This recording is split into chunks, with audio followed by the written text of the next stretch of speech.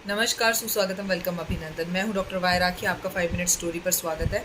आज मंगला गौरी का व्रत है। मंगला गौरी के इस व्रत की हार्दिक शुभकामनाएं। और आज दिल्ली में जमकर बारिश भी हुई। आप लोग कैसे हैं? माँ गौरा आपको सदा सुहागन रखे, आपके खजाने भरे, आपके पति का व्यापार और काम बहुत अच्छा चले। कमेंट्स में जय माता दी ज़रूर लिखिएगा।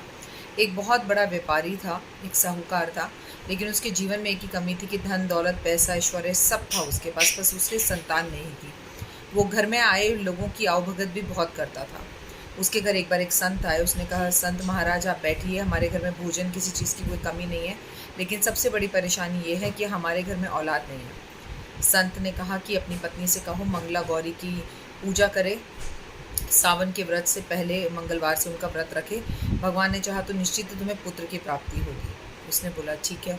अब जो है पत्नी ने पूरे सावन के मंगला गौरी के व्रत रखे। फिर एक दिन साहूकार के सपने में पार्वती माँ आई और बोले, एक ऐसे आम के पेड़ को ढूंढो जिसके नीचे गणेश जी की मूर्ति हो, और उस पेड़ का आम लाकर अपनी पत्नी को खिला दो, निश्चित ही रूप से संतान की प्राप्ति हो जाएगी। साहूकार ढूंढता रहा, महीना 2 महीना 3 महीना, लेकिन दूर दूर गांव में जाने के बाद भी उसे ऐसा पेड़ नहीं मिला। लेकिन एक दिन उसे एक ऐसा पेड़ मिला जिसकी पेड़ की जड़ में, मतलब नीचे ही पेड़ के तले पर गणपति महाराज की मूर्ति थी। आम बहुत बड़े बड़े थे, लगे हुए थे। वो पत्थर मारने लगा।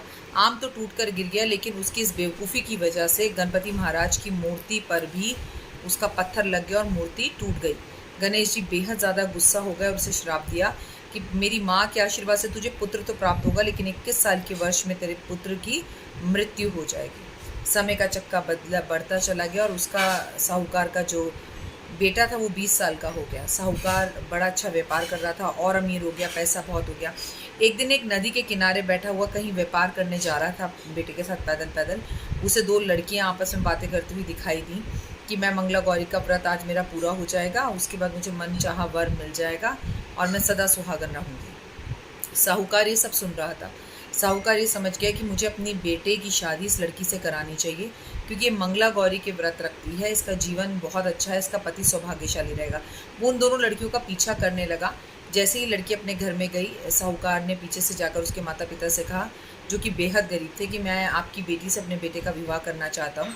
रजामंदी से विवाह हो गया, सब कुछ हो गया, लेकिन उस लड़की ने ससुराल जाकर भी मंगला गौरी के व्रत रखना नहीं छोड़ा और वो व्रत रखती रही। एक दिन सपने में पार्वती माँ आई और बोली, मैं तुमसे बहुत प्रसन्न हूँ, लेकिन मैं कुछ नहीं कर सकती। मेरे बेटे ने श्राप दे रखा है, तुम्हारे पति की उम्र बहुत कम है। मैं तुम्हें एक उपाय बताती हूँ, वो करो। अगले महीने के मंगलवार जब तुम्हारा व्रत होगा, तुम्हारे घर में एक सांप आएगा जो तुम्हारे पति को डसेगा, लेकिन तुम्हारे पति के पास पहुँचे उससे पहले ही उसके पास एक दूध से भरा हुआ कटोरा और मीठा कटोरा रख देना, साथ में एक मटका रख देना। वो सांप दूध पिएगा और मटके में जाएगा। जैसे ही सांप मटके पे जाए, उसमें एक लाल रंग का कपड़ा बांधकर उस मटके को तुम गांव में रखाना, जंगल में रखाना, जिससे तुम्हारे पति की जान का खतरा टल जाएगा। उसने ऐसे ही किया और उसकी पति की जान का खतरा टल गया। तो मंगला गौरी व्रत सबसे पहले आपके पति को लंबी उम्र देती है। अब ये व्रत बहुत सौभाग्यशाली है।